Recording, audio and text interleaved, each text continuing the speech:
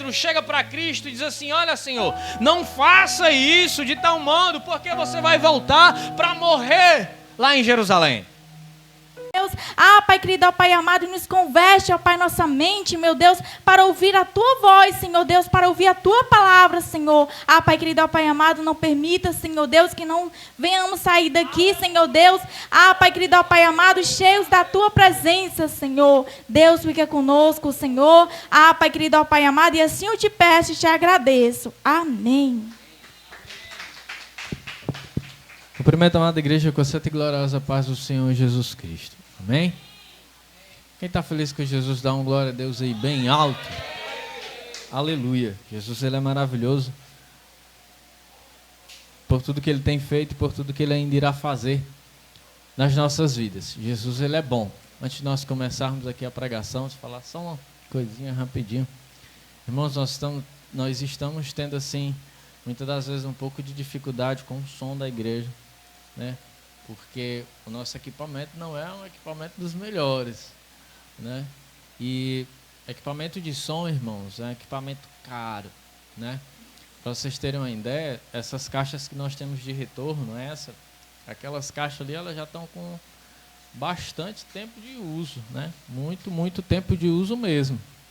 Muito tempo, acho que a primeira versão da igreja foi com essas caixas.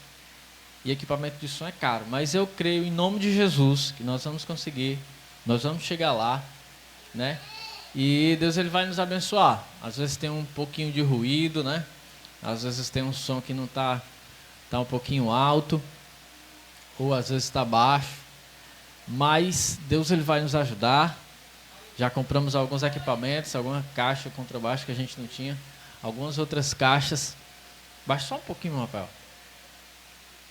Algumas outras caixas, e Deus, Ele está nos ajudando, né? Deus, Ele está nos ajudando. Mas é um equipamento caro. Então, se você sentir no seu coração, pastor, quero ajudar, quero doar um cabo, quero doar um microfone, né? Isso vai ser de grande valia, porque muitas das vezes a gente... Ficou bom agora, viu? Porque muitas das vezes a gente acaba que tirando, né, que é para comprar essas coisas, acaba nós mesmos comprando. Augusto, acho que já deu alguns cabos, a irmã Edna também. E a gente vai comprando para a gente poder estar mantendo sempre o equipamento de som tá funcionando, né? E isso é maravilhoso. Então, se você puder ajudar, se você puder doar, pastor, eu não tenho muito, mas eu posso comprar um plug. Já é muita coisa, irmão. Porque só para você ter uma ideia, ó, um plugzinho desse daqui, deixa eu mostrar para você. Um plugzinho desse o nome é P10. Só um plug desse aí, você sabe quanto é? Um mais ou menos é R$10. Não é isso, Rafael? O mais ruim. E às vezes quebra com muita frequência. Desse plug aí você vai ter de 10, de 30, até de R$50. Né? Então, você pensa assim, mas se você parar para analisar, se a gente fosse comprar 4 cabos, seria aí em torno de mais ou menos uns R$200, só para você ter uma ideia. Como o equipamento de som é caro. 4 cabos. Se fosse 2 para guitarra e 2 para microfone, com plug Santo Ângelo P10, já vai aí quase R$200. Para você ter uma ideia, porque às vezes a gente chega em algumas igrejas e a gente diz assim, mas nossa, por que o pastor dessa igreja não investe, né? Que a nossa carne tende a falar. Por que o pastor dessa igreja não investe em som, em equipamento de som, em guitarra? Porque realmente, irmãos, é caro, não é tão barato, né? É caro. As cordas do meu contrabaixo ali, irmão, estão quase ferrando, que é caro, irmão, né? A última que eu comprei, que a gente teve que tocar na sede, foi isso? O irmão Augusto trouxe o contrabaixo dele. Para você ter uma ideia, um acordoamento de contrabaixo simples, 4 cordas, é R$180 de 4. Desse meu aí, eu comprei por 50, porque foi de segunda mão do amigo meu que tem uma loja. Mas um novo desse aí está em torno de 250 a 280. Do menos bom, né? Mais ruim não, mas do menos bom. Mas, irmãos, Jesus, Ele é bom. Jesus, Ele dá-nos providência, né? Jesus, Ele nos dá providência, porque eu acredito que é por Ele todas essas coisas, né? Não medimos esforços para estar aqui, para ministrar louvor, para cantar. Às vezes o pessoal chama a gente, eu junto os meninos aí. a gente vai tocar, vai cantar, vai pregar, vai fazer a obra do Senhor Jesus Cristo, porque foi para isso que Ele nos chamou, né? Foi para isso que Ele nos chamou, para pregar a palavra dEle, para falar acerca do amor dEle, para falar acerca do amor de Jesus Cristo. Jesus, Ele é bom, Jesus, Ele é maravilhoso, e pode colocar isso na sua cabeça, que o seu chamado é de pregar o Evangelho. Você foi chamado para pregar a palavra, para falar realmente do amor de Jesus, a tempo e a fora de tempo. Seja no lugar que você esteja, em qualquer lugar, as pessoas podem lhe chamar de chato, de besta, mas se o seu coração está cheio de Jesus, é óbvio que você vai falar de quem? De Jesus. Não é verdade? É óbvio que você vai falar de Jesus. Na quinta-feira, acho que foi na quinta-feira retrasada, que essa semana foi semana de oração, eu disse que eu entendo de duas coisas, que eu sou pedreiro e sou pastor, né? Eu só entendo de construção e de Jesus. Então eu vou falar de quê? Ou de um ou do outro, né? Então quem estiver me ouvindo, que tenha paciência. Por quê? Porque é como eu acabei de falar para você. Se o seu coração está cheio de Cristo, você vai falar de Cristo. Você vai falar do amor de Jesus. E é sobre Jesus que nós vamos falar hoje, né? É sobre Jesus que nós vamos falar um pouco, dividindo esse tempo, como foi mencionado pela irmã Edna. É desse Jesus que nós vamos falar.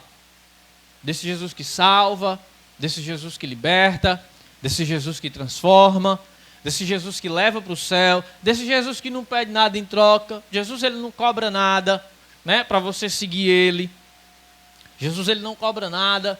Pelo contrário, ele oferece, né, para você seguir ele, servir a ele em espírito e em verdade. E ainda lhe diz, olha que maravilhoso, Jesus, ele ainda lhe diz que você vai herdar um céu que é rico em graça e infinita misericórdia, um céu que é maravilhoso, onde as ruas são como de ouro e os mares são como de cristal. Ou seja, o lugar que você vai é um lugar que não é de ouro e que nem é de cristal. É um lugar que é melhor do que isso. É um lugar que é mais bonito. É um lugar que é bem mais elevado em beleza do que o ouro ou do que o cristal. Esse é o lugar para onde você vai. Abra sua Bíblia juntamente comigo, lá no livro de João, o Evangelho, segundo João, no capítulo 1 e no versículo de número 14. Livro de João, no capítulo 1 e no versículo de número 14. Amém? Se você for achando, você vai se colocando de pé, em reverência à palavra do Senhor Jesus Cristo, para que nós possamos estar lendo. Livro de João, capítulo 1 e versículo de número 14. O texto ele vai dizer assim: E o Verbo se fez carne e habitou entre nós, e vimos a sua glória, como a glória do unigênito do Pai, cheio de graça e de verdade. Sente glorificando, batendo palma para Jesus, porque Ele é digno de toda honra e digno de toda glória. Por que você serve Jesus? Essa é a pergunta. Por que você serve a Cristo? Por que você está na igreja? O que foi que te fez decidir hoje o culto de Santa Ceia? Muitos vão cear, mas o que foi que te chamou a atenção e disse assim: eu vou me lançar no Evangelho, eu vou entrar no Evangelho? Hoje, a maioria que está aqui, acredito que se não todos que estão aqui são crentes, né? Mas o que foi que te fez se lançar na presença de Jesus, a doar o seu tempo para Cristo? Olha que interessante. A dar o seu tempo, a dar a sua vida, a dedicar a sua vida em amor de Cristo. Nós sabemos e nós entendemos que Jesus, o Cristo, a qual João ele se refere aqui no seu Evangelho, João ele tende a exemplificar para aquele povo, a dizer assim: ora, eu conheci um homem que ele veio na terra, e esse homem ele veio na terra em carne. João naquele momento ele já está dizendo para aquelas pessoas: olha, Jesus ele vem em carne, é certo, porque eu vi. Ele está declarando na sua pregação para aquele povo, talvez aí cerca de 70 a 80 anos depois de Cristo. João ele começa a ministrar para aquele povo.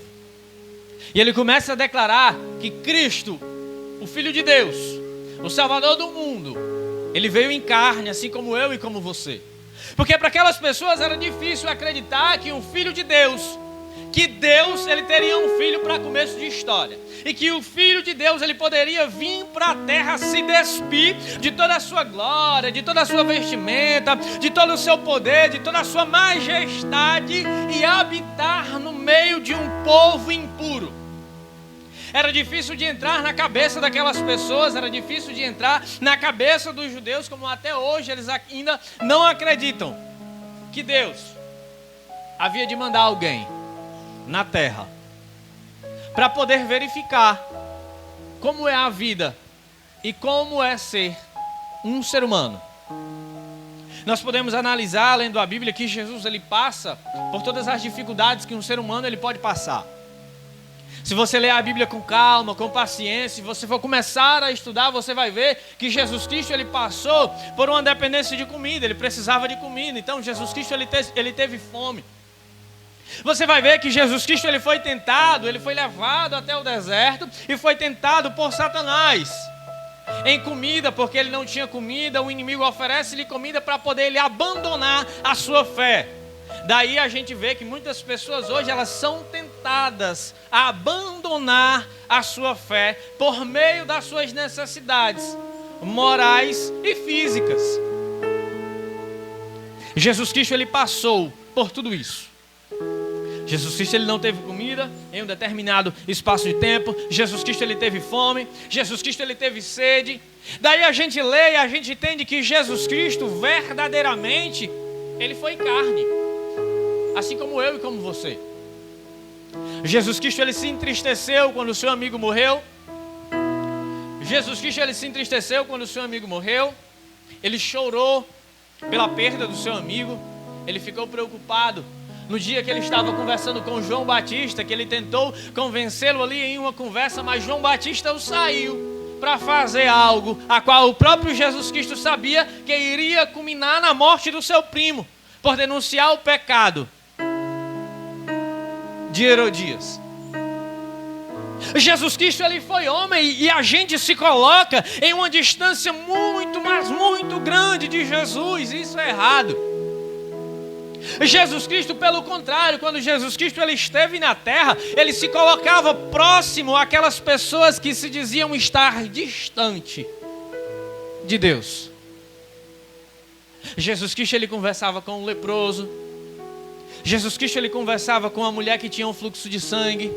Jesus Cristo ele se permitia se abraçar pelos doentes da sociedade. Jesus Cristo ele saía da Alta Jerusalém e descia até o tanque de Betesda para conversar com os pobres, com os necessitados, para conversar com os doentes, para abraçar. Jesus Cristo ele parava para falar com os cegos. Jesus Cristo ele dava atenção aos cegos.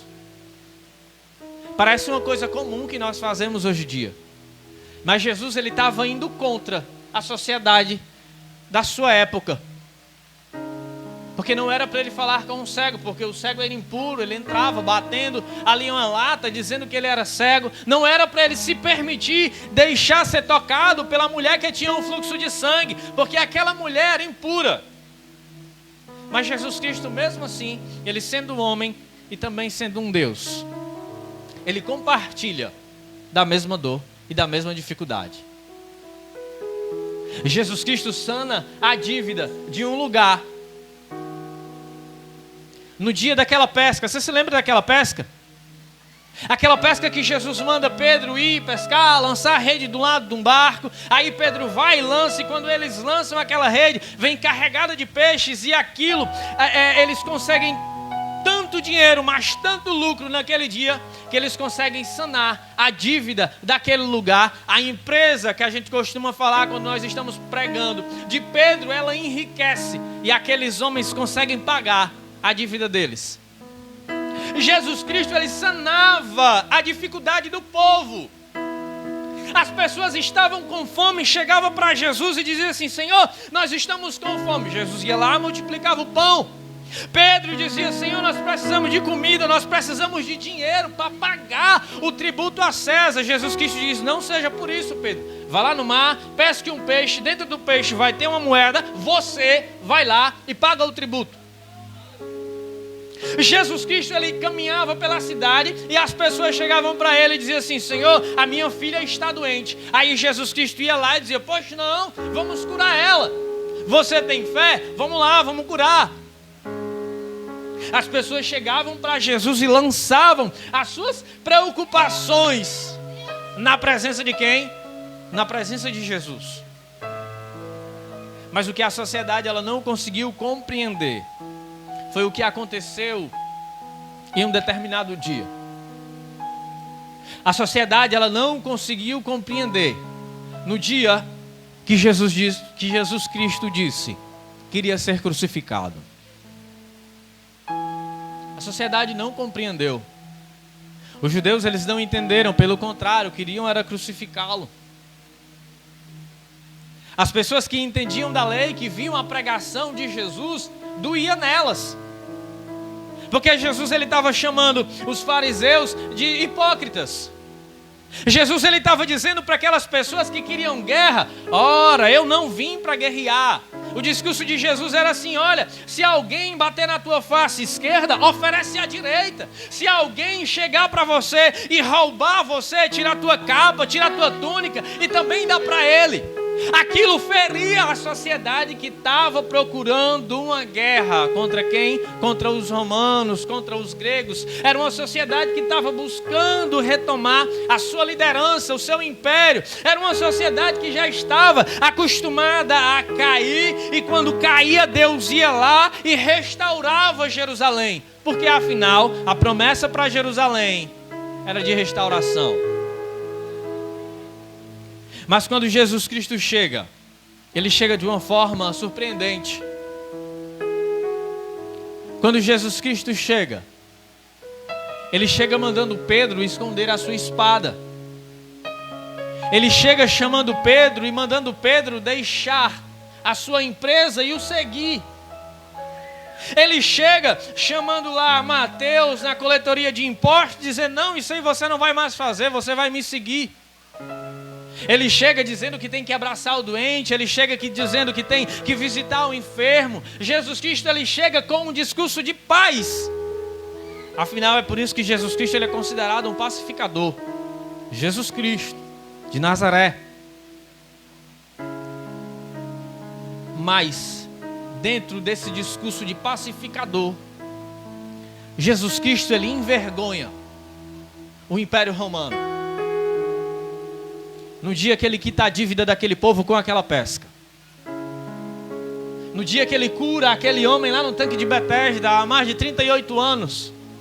Em um local onde se prometia a cura, mas não tinha cura. Jesus Cristo chega dizendo-se ser rei, dizendo-se ser filho de Deus, e diz assim: olha, eles não têm autonomia para fazer isso, mas eu tenho. Jesus Cristo vai lá e cura. É por isso que incomoda o Império Romano, porque Jesus Cristo ele não briga, ele só ordena e acontece. Jesus Cristo ele não se impõe para que as pessoas pudessem acreditar nele. Pelo contrário, ele vai lá, opera um milagre e ele diz assim: ó, eu faço isso porque eu sou o Filho de Deus. Aí os romanos se apavoram. Aí Pilatos fica emedrecido por conta do que ele vê. Afinal, Jesus Cristo, ele está lá, prestes a ser preso. O homem que ressuscitou Lázaro. O homem que curou aquele homem lá no tanque de Betesda. Jesus. O homem que curou e deu a vista aos cegos. O homem que foi lá e repreendeu aquele endemoniado gadareno e ele foi restaurado a sua sanidade mental. Jesus, o Filho de Deus, o Cristo, nesse dia, ele não faz nada. E eles não entendiam. No dia que Jesus Cristo chegou para Pedro e disse: Pedro, eu irei passar por algumas dificuldades, eu vou ser assim de certa forma morto, e eu vou voltar para Jerusalém, onde eles estão me perseguindo, e lá eles vão me prender, e vai ser assim, e desse jeito. Pedro chega para Cristo e diz assim: olha, Senhor, não faça isso de tal modo, porque você vai voltar para morrer lá em Jerusalém. Jesus Cristo naquele mesmo momento repreende Pedro, porque era necessário ele voltar e ser morto. Em um determinado dia, Jesus, ele sobe para orar no Monte Getsemane. E quando ele está descendo, por meio ali de num lugar onde tinha várias oliveiras, né? Por meio de certa forma de um jardim propriamente dito assim, ainda escuro, no cair da noite, Jesus Cristo ele é pego. E a decepção para Pedro naquele momento foi porque ele não viu o Filho de Deus.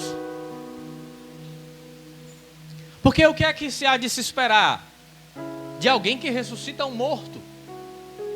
O que é que há de se esperar de alguém que ordena e os pães e os peixes se multiplicam?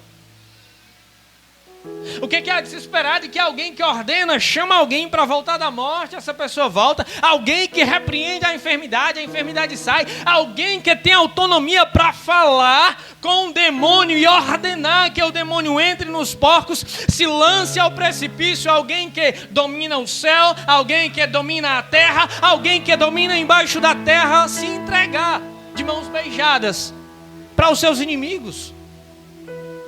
Mas vale se ressaltar que nesse dia, lá no cair da noite, quando Jesus está descendo da sua oração junto com os seus discípulos, ele se faz homem. Naquele momento, eles chegam para prender alguns ali, judeus, alguns servos dos sacerdotes, alguns servos de Anás, de Caifás. Eles chegam para prender Jesus naquele momento.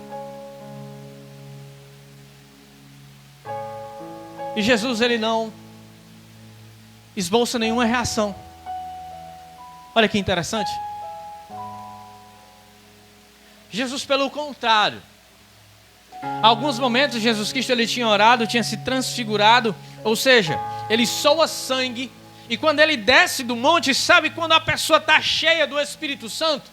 A glória de Jesus, quando ele desceu daquele lugar, era tão grande que quando os soldados chegam para prender ele, que eles perguntam assim: quem é Jesus? Cadê ele? Que ele diz assim: eu sou. Aqueles soldados, eles caem por terra. Irmãos, você não sabe a dificuldade que foi para Jesus poder se entregar, para morrer por mim e por você. Às vezes você se coloca em uma posição de dizer assim: não, eu não vou fazer, não, eu não vou ser assim, não, é difícil para mim. Mas você não sabe a dificuldade que foi para Jesus naquele dia. Sabe, basta uma palavra que Jesus dissesse assim equivocada, e anjos dos céus desceriam, livraria ele, acabaria com a terra, acabaria com tudo, porque Deus, ele é Deus. Bastaria Jesus dizer: não, eu não quero, sinto muito, eu não vou fazer. Porque a palavra de Deus vai dizer que ele, o Cristo, ele decidiu morrer por mim e por você.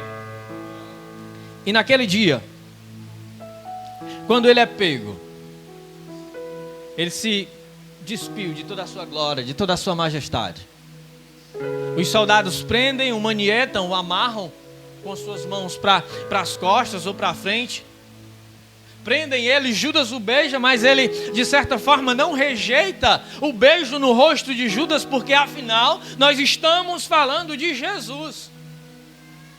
E ainda assim, como um pai perfeito, como um irmão perfeito, Jesus Cristo diz assim: olha, o problema de vocês não é comigo que sou Cristo, então por gentileza, não toque nos meus discípulos, deixe eles irem. Para quê? Para que pudesse se cumprir a palavra de Deus, que daqueles a qual Deus havia dado para Jesus, ele não iria perder nenhum. Eles prendem Cristo. levam até Anás, que era genro de Caifás, que Caifás era seu sogro, apresentam, fazem ali um conselho, dizem que Jesus está tentando dizer que ele é Deus, um conselho para poder condená-lo, para poder prendê-lo. Fazem afirmações de que Cristo está dizendo que é filho de Deus em Jerusalém, que é rei, que vai reinar. E naquele momento Jesus Cristo fala uma coisa para eles que é bem interessante. Jesus Cristo olha para todos aqueles seus acusadores e ele diz o seguinte: porventura, eu não preguei nas sinagogas e não falei isso? Porventura, eu não preguei nos templos e falei isso para vocês? Porventura, não já faz muito tempo que eu estou falando isso para vocês e estou pregando? E só agora vocês vêm me acusar? Se eu fiz bem, por favor, conduza a condenação. Agora, se eu fiz mal, me condene. E prossegue-se o cortejo. Porque afinal estão tentando prender, estão tentando acusá-lo, estão tentando levantar uma acusação falsa para matar a quem? A Cristo. E a única acusação que eles conseguem para matar a Jesus é que Jesus Cristo se diz Filho de Deus. Jesus Cristo se diz ser Deus na terra. E pela lei deles, eles não poderiam compreender. Aí tem que se crucificar a Cristo. Mas eles não tinham poder para crucificar.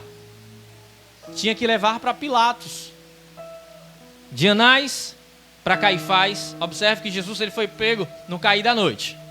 De Anás para Caifás, que era sumo sacerdote, sendo que Caifás, lá por volta do versículo 11, do versículo 10, ele já vai dizer em um de seus discursos, em uma forma profética, que seria necessário pegar um homem e lançá-lo para ser morto, para salvar o restante do povo. Já estava tudo planejado para matar a Cristo. E quando Caifás pega a Cristo, vai lá, leva, vamos levar para onde? Para Pilatos, porque é Pilatos que governa Jerusalém. Vamos levar para Pilatos. E quando chega lá na frente de Pilatos, eles não entram. Eles ficam do lado de fora, os soldados conduzem a Cristo porque já era de noite. E já tinha se passado o dia. Sabe por quê? Porque nesse meio período, Pilatos disse assim: olha, leva ele e o açoita. Quando Pilatos diz assim, leva ele e o açoita, depois de um discurso ali de certa forma caloroso, que eles não conseguem arranjar brecha para defender a Cristo, porque afinal não tinha quem o defendesse. Ele foi condenado sem ter um advogado. E o que eu acho mais interessante é que Cristo ele morre por mim e por você, sem ter quem o defenda. Mas lá nas cartas que João ele vai escrever, João ele vai dizer assim: olha, filhinhos, não pequeis, mas se pecar não tem problema, porque tem alguém, tem um advogado que advoga por vós na presença de Deus. Ora, quem é? Jesus, irmão. Mas morreu sem advogado, mas é o seu advogado. Olha que interessante, olha que maravilhoso. Naquele dia ainda de noite, pegam Jesus, levam, vai açoitá-lo, porque vão dar 39 chibatadas nele, a ponto que Pilatos estava tentando fazer com que ele não fosse morto. Por quê? Porque quem era condenado a ser açoitado, de certa forma não poderia ser morto. Tudo estava, entre aspas, culminando para Jesus não morrer. Açoitam Jesus. Chicotes pontiagudos, irmão Pedro falou um pouco aqui sobre isso. Chicotes pontiagudos com mais ou menos 5 pontas, em cada ponta os pedaços de osso, limalha de ferro. Quando a pancada ia que voltava, arrastava um pedaço de carne. Manietado em um tronco, despido, sem roupa. Porque Jesus, tira isso da sua cabeça, que Jesus, ele não foi crucificado com aquele pano que cobre a nudez do homem. Não, ele estava despido, porque a sua vergonha foi descoberta. Era Deus, o Salvador do mundo, o homem mais pacificador que pisou na terra, estava sendo crucificado.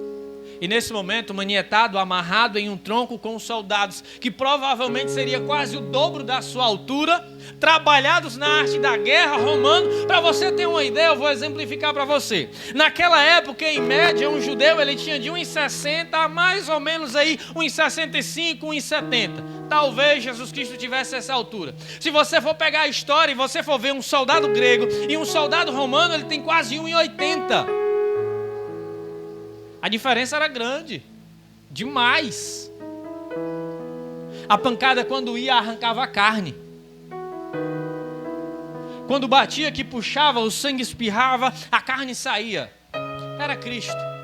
Mas não custa nada a gente muitas das vezes esquecer desse sacrifício, porque afinal não foi nas nossas costas.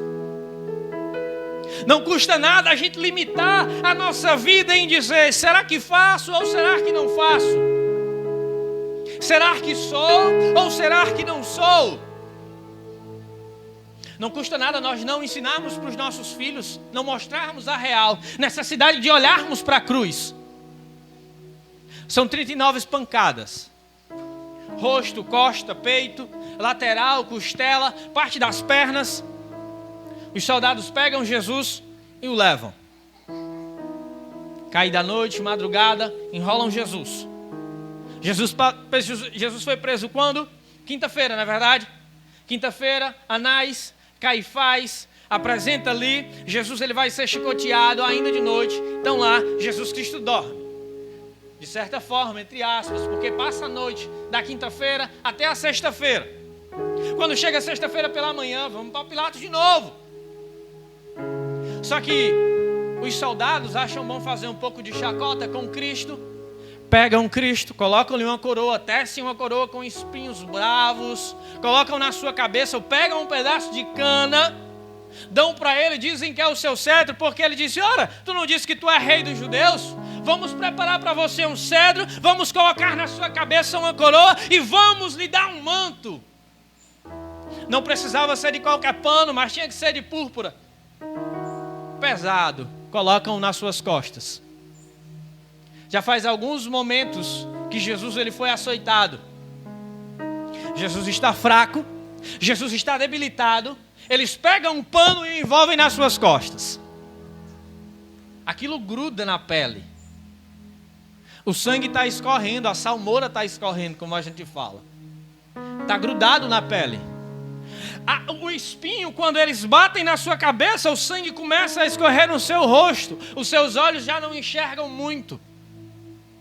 E conduzem Jesus a uma crucificação, porque Jesus ele foi condenado a ser crucificado. Porque quando eles levam Jesus a Pilatos, Pilatos pergunta e Pilatos diz: olha, eu posso te salvar, é só tu me dizer.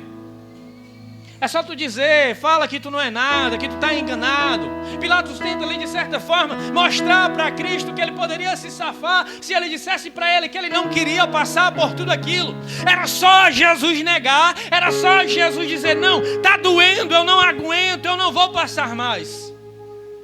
Mas Pilatos não sabia que Jesus Cristo ele já tinha suado sangue lá no Getsêmani.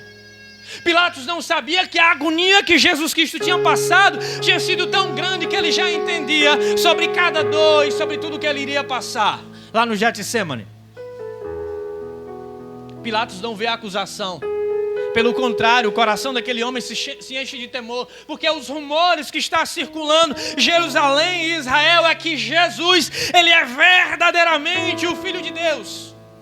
E Pilatos se enche de temor, a sua mulher tem um sonho e diz: olha, esse homem é um homem justo. Aí Pilatos vai lá, começa a conversar com Cristo e diz assim: olha, eles vão te crucificar, eu posso te livrar. E Jesus vai dizer: de forma alguma, porque não é tu que me mata,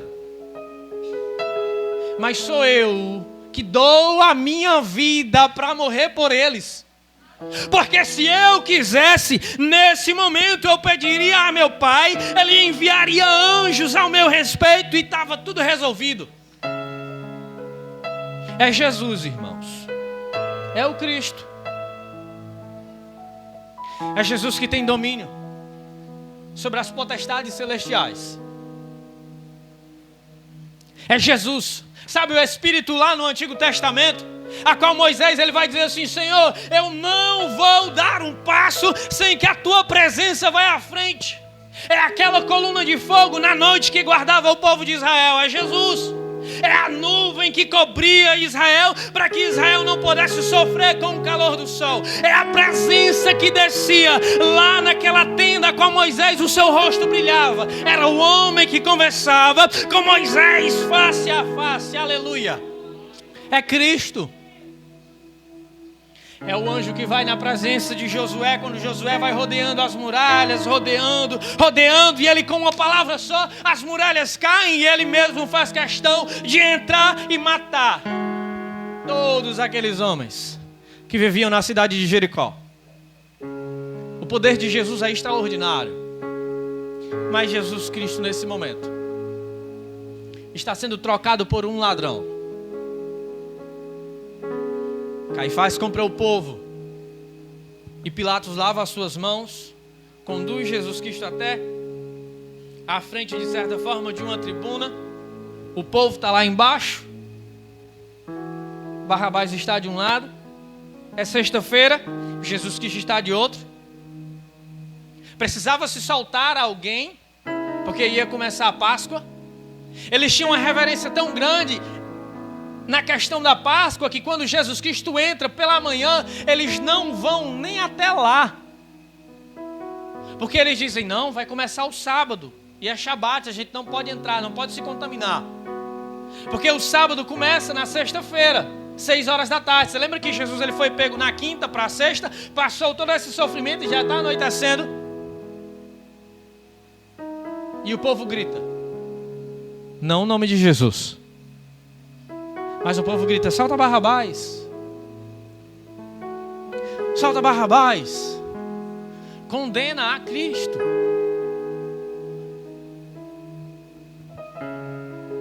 Irmãos, eu entendo uma coisa lendo a Bíblia, que o que as pessoas falam de Jesus hoje na internet não é nada.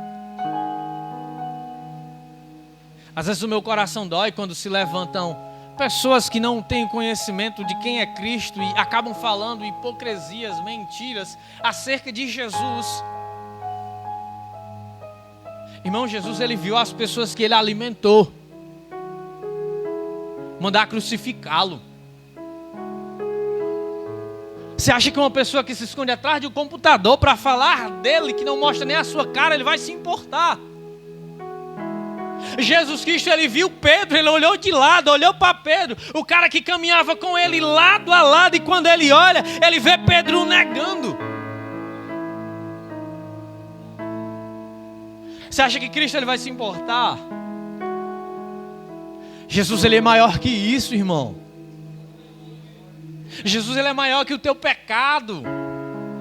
Jesus ele é maior do que aquela acusação que Satanás ele tenta colocar na tua cabeça de que tu não pode chegar até a igreja, de que tu não pode chegar até a Cristo, de que tu não pode cantar, de que tu não pode pregar, de que tu não pode fazer assim, de que tu não pode fazer dessa forma.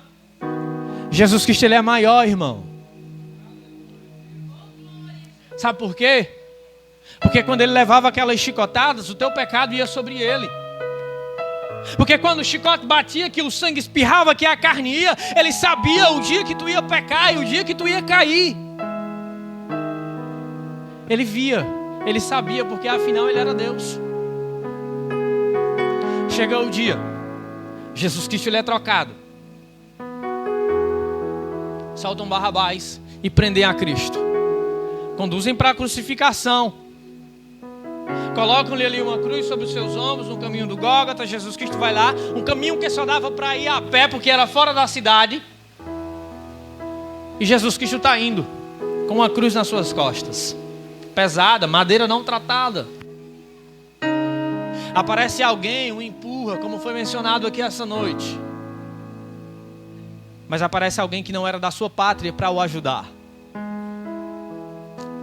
Esse alguém o ajuda, levanta, leva a sua cruz um espaço de tempo. Mas quando chega lá, o que eu entendo é que no final a cruz não é minha e a cruz não é sua. A cruz é de Jesus. Simão ele carregou só um pedaço. Cirineu, Mas a cruz não era dele. Ele sentiu o peso, ele ouviu as afrontas, porque de certa forma ele caminhou um pouco meio que de lado a lado. Mas a cruz não era dele. No final ele deixou a cruz lá, foi para a casa dele e Jesus foi ser o quê? Morto. O problema aperta, né? A dificuldade aperta. Mas no final a cruz ela é de Cristo. No final a cruz não é minha e a cruz não é sua. O que seríamos de nós se não fosse Jesus? Jesus está lá, o soldado estica um braço, estica o outro braço, começa a pregar os pregos, ultrapassa os seus pulsos, as pernas colocam um pé sobre o outro, enfia-se um prego para poder o sustentar, coloca um pedaço, uma espécie de madeira para poder ele ficar se apoiando, de certa forma sentado, e o sangue escorre. Jesus já está desfalecendo, não tem mais força, o seu sangue já de certa forma saiu quase todo. Mas foi por mim, irmão, e foi por você. É como tem uma música da Shirley Cavalhais que eu costumo ouvir, e muitas das vezes costumo cantar, que diz assim: ai de mim, se os judeus não tivessem dado a ordem de matá-lo, ao invés de morte, o mestre fosse abraçado e tivessem recebido ali o seu amor. Já pensou, irmão, se aquela coroa não fosse para Jesus, mas fosse para você? Quando você está com dor de cabeça, você não vem para a igreja. Você está entendendo? E o espinho entrava no couro, e o sangue escorria nos olhos. Eu e você não suportaríamos. Eu e você não suportaríamos. O amor de Jesus, a graça de Jesus, ela vai muito além. Ela vai muito além. No dia que você estiver pensando em sair da igreja, eu quero que você lembre desse meu discurso de hoje, de domingo, culto de Santa Ceia. Sabe por quê? Porque aquele prego não era para Jesus, era para você. Sabe por quê? Porque aquela pancada que Jesus levou na cabeça com a coroa de espinho não era para ele, era para você. Sabe, no dia que você olhar para o seu filho e pensar no futuro do seu filho, você lembra de Jesus. Se fosse sem Jesus, não ia dar não. Porque ele morreu na cruz, crucificado ao lado de 2 ladrões, para que hoje você tivesse o direito de estar sentado nessa cadeira, o glorificando, o exaltando, o bendizendo o nome dele. Porque era para você. Sabe qual é o problema da humanidade de hoje? O problema da humanidade de hoje é que se esqueceu de entender a crucificação de Cristo. Quando eu paro de olhar para a cruz, eu deixo de ser cristão, porque afinal, ser cristão significa seguir a Jesus. Quando eu paro para viver o que o mundo coloca para mim viver, e deixo de viver o que Jesus ele me proporciona, eu estou deixando de olhar para a cruz. E olhar para a cruz incomoda as pessoas. Vou lhe explicar agora. Quando você olha para a cruz, você não consegue deixar de vir à igreja. Quando você olha para a cruz, o seu coração chora quando você percebe que tem alguém enfermo. Quando você olha para a cruz, você chora. Por quê? Porque você diz assim: Senhor, eu preciso pregar o teu evangelho. Quando você olha para a cruz, você chora porque você diz assim: Senhor, eu preciso de deixar de olhar mais para mim e olhar mais para Ti. O sacrifício de Jesus naquele dia foi que você parasse de ser egocêntrico e começasse a olhar para Ele no contexto de salvação mundial. Foi que você parasse para refletir a respeito de quem Jesus Cristo é para a sua vida. Até onde a mensagem da cruz lhe incomoda. Até onde a mensagem da cruz incomoda o seu consciente. Qual é o discurso na presença de Jesus que tem te feito chorar? Será que Jesus, irmãos, ele ainda te faz chorar? Será que o Espírito Santo ainda te incomoda?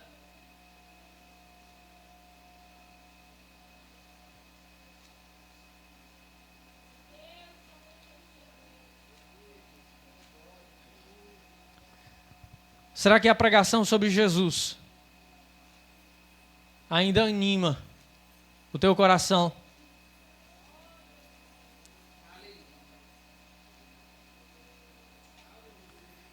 Será que falar sobre Jesus ainda te conduz até a cruz? Ou só te conduz ao contexto da multiplicação do pão? Ou só te conduz ao contexto de que você pode conseguir muitos peixes em pescas maravilhosas? Ou será que a pregação de Cristo, ela te incomoda? Ela te constrange? Será que a cruz, ela te constrange, irmãos? Será que quando você olha para a cruz, você diz assim, meu Deus, eu não sou nada? Esses dias eu estava pensando, nossa, mas se eu não fosse pastor, se eu não fosse crente, o que é que eu seria? Para onde é que eu iria? Eu ia fazer o quê? Eu iria ser quem? Aí de repente veio na minha lembrança o que a minha mãe me comentava, o que a minha mãe me falava. Ela dizia, filho, você é uma promessa.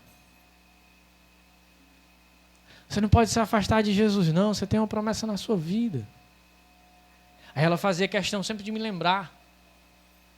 Você poderia estar morto hoje. Mas graças a Jesus, você está vivo. Graças a Jesus, você está vivo. O que é que te vai chegar até a presença de Jesus, irmãos? Eu não posso sair da presença de Jesus. Quando eu era criança é porque eu tinha medo. Eu achava que se eu saísse eu ia adoecer e eu ia morrer.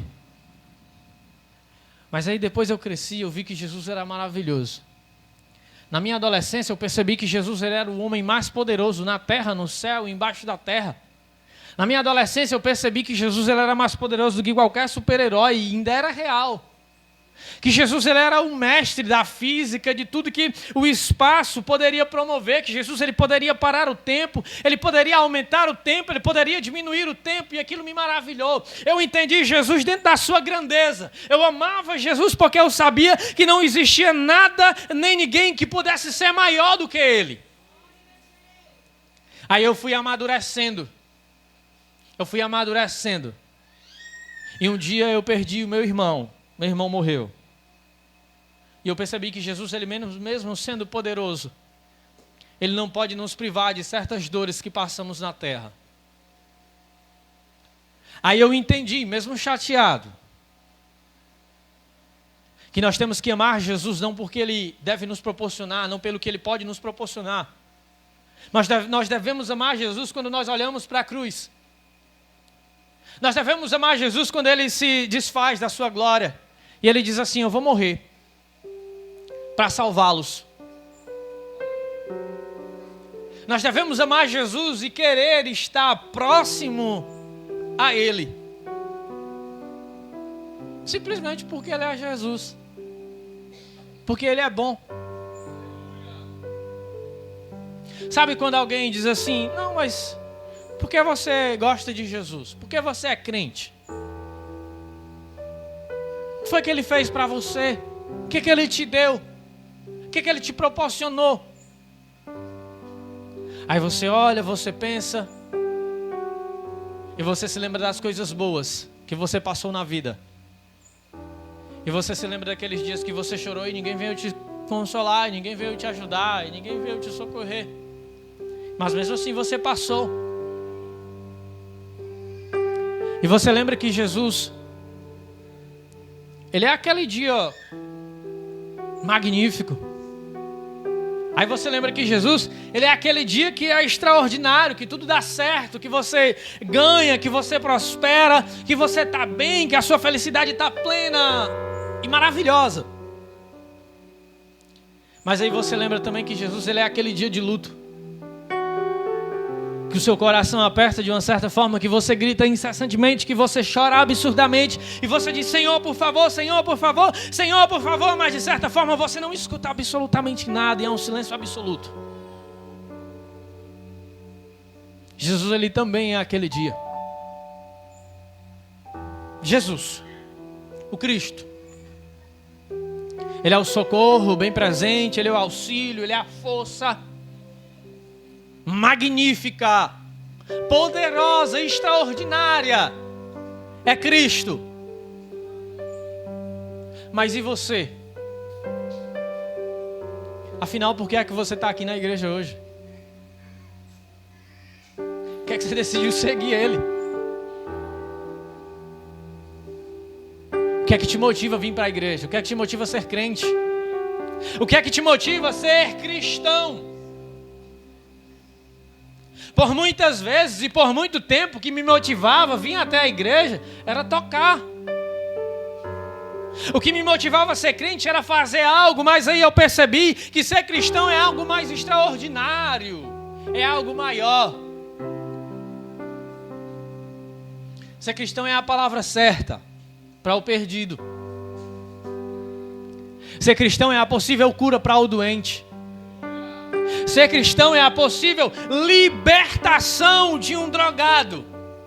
Ser cristão é a possível alegria que vai invadir a casa de alguém que está prestes a se suicidar. Isso é o que você é. Jesus morreu para que você pudesse ser isso. Jesus morreu para que você pudesse chegar na presença de alguém e exemplificar a graça que é Jesus, e você poder dizer assim, olha, não se preocupe não, eu sei que você pecou, eu sei que você errou, mas Jesus, Ele não está a olhar para isso. Ele quer te salvar, Ele quer te curar e Ele quer restaurar a tua vida. Ser cristão é isso, irmão. Ser cristão é a verdadeira alegria que você pode levar para a casa de alguém. Mas afinal, será que o discurso da cruz ainda te comove? Será que a igreja ainda é empolgante para você? Ou será que você está como Pedro? Tão perdido,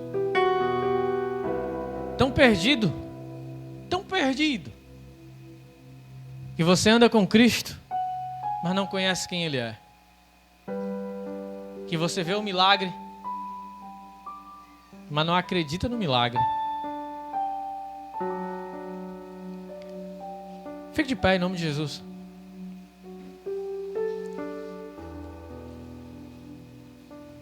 Eu queria orar por aquelas pessoas que vão cear.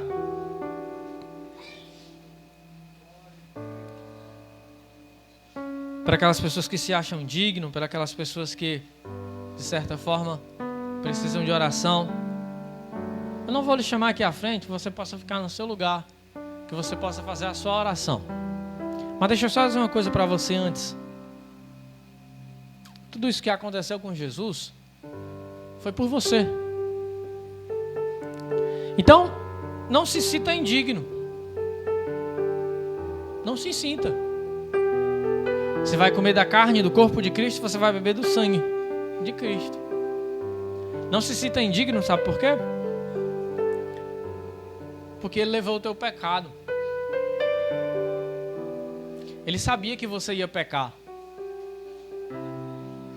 Ele sabia que você ia criticar, que você não ia acreditar. E hoje Ele está como seu advogado. Amém? Que você possa orar juntamente comigo. Soberano Deus e eterno Pai, Senhor, toma nas tuas mãos, meu Deus, a vida de cada um que está aqui essa noite, Senhor. Ah, Pai, nós te pedimos pela vida de cada um, Senhor, que o Senhor possa olhar com um olhar de misericórdia, Jesus. Senhor, que o Senhor possa perdoar, Senhor Deus, aqueles que nesse momento estão te pedindo perdão, Jesus. Senhor, que nesse momento o Senhor possa trabalhar no coração, na mente, na vida de cada um, Pai. Aqueles que se sentem indignos, Senhor. Que o Teu Espírito Santo possa moldar, Jesus. Transformando, Jesus. Mudando o quadro, Senhor. Aqueles, Jesus, que todos os meses entram na Tua presença com falhas corriqueiras, com pecados corriqueiros, com coisas que eles não conseguem se libertar, Senhor. Com coisas que eles choram, Senhor, na Tua presença, pedindo a libertação.